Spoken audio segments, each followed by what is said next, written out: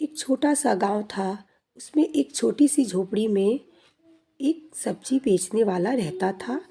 वह एक दिन अपनी पत्नी से कहता है, तुम शहर के बाजार चली जाओ, होली आने वाली है, तुम घर के लिए कुछ चीज़ें और कपड़े लेकर आना। वह अपने दोस्तों को बताकर बहुत खुश होती है क्योंकि वह पहली बार शहर को जाती है। उसकी माँ उसे समझाती है, तुम पहली बार जा रही हो, मेरे साथ रहना, इधर उधर मत जाना क्योंकि तुमने रास्ता नहीं देखा है, तुम भटक जाओगी। यह समझाकर वह नाव में बैठ जाती है और नदी के उस पार शहर में चली जाती है। शहर में पहुंचने के बाद वह शहर के मार्केट की तरफ अपनी बच्ची के साथ जाती है। मार्केट बहुत बड़ा होता है। बच्ची ने पहली बार देखा होता है।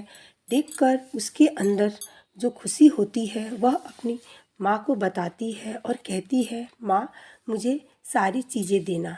माँ उसे हाँ कह देती है तो वह बहुत खुश होती है। औरत को कुछ होली की कलर्स लेने होते हैं पर उसे दुकान समझ नहीं आता तो वह वहाँ की एक औरत से पूछती है, पर वह अपनी बच्ची पर ध्यान नहीं दे पाती। बहुत देर तक बात करने की वजह से बच्ची के अंदर सामान को देखने की उत्साहिता रहती है तो वह सामान की तरफ दौड़कर जाने लगती है। एक तांत्रिक वहाँ खड़ा सब देखता रहता है। वह मन ही मन सोचता है, चलो आज इस लड़की को अपना शिकार बनाया जाए। वह लड़की के तरफ जाता है। लड़की दौड़कर दुकान की तरफ जाती रहती है तो वह लड़की को रोकता है और कहता है, रुक जाओ, तुम कहाँ जा रही हो। लड़की कुछ समय नहीं रुकती पर बार बार बोलने पर वह रुक जाती है और उससे बातें करने लगती है। वह उसे अपनी जाल में फंसा लेता है और कहता है, चलो मैं तुम्हें बहुत सारे खिलौने दिखाऊंगा क्योंकि मैं इस शहर का हूँ, मुझे सब कुछ पता है, पर तुम्हारी माँ को तो नहीं पता। चलो मैं तुम्हें रंग कलर्स जो भी तुम्हें चाहिए मैं तुम्हें दिलाऊंगा। वह उसे बहुत सारे खिलौने खरीद कर देता है और कहता है, चलो मैं तुम्हें रंग लाकर देता हूँ। और वह उसे जंगल की तरफ लेकर चला जाता है जहाँ एक चुड़ैल रहती थी। वह बच्चों को अपना शिकार बनाती है और जाकर बच्ची देखती है और बहुत खुश हो जाती है और नाचने लगती है।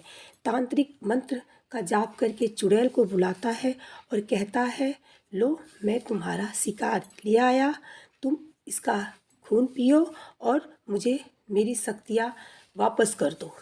चुड़ैल बहुत खुश हो जाती है और बच्ची के पास धीरे से चली जाती है और बच्ची को अपना शिकार बनाने की कोशिश करती है। कुछ समय बाद वह बच्ची को मारकर खा जाती है और तांत्रिक मन ही मन बहुत खुश होता है, चलो मैं आज बहुत शक्तिशाली बन जाऊंगा। जब चुड़ैल बच्ची की खून से एक नया रंग बनाकर उड़ती हुई आती है तो तांत्रिक कहता है, मुझे शक्तियाँ दे दो। चुड़ैल उसको बहुत सारी शक्तियाँ देती है और उड़कर चली जाती है। तांत्रिक बहुत खुश हो जाता है और दूसरे शिकार की अब तलाश में जुट जाता है। अगर आपको यह मेरी कहानी अच्छी लगी हो तो मेरे चैनल को लाइक और सब्सक्राइब ज़रूर करें और कमेंट भी ज़रूर करें, जिससे मैं आगे भी ऐसी कहानियाँ लाती रहूं। उस लड़की की माँ उसे चारों तरफ ढूंढती है। ढूंढते ढूंढते शाम हो जाती है। वह घर वापस चली आती है और अपनी पति से कहती है तो पति सुनकर बहुत दुखी होता है और दोनों बैठकर अपना सर पीटने लगते हैं।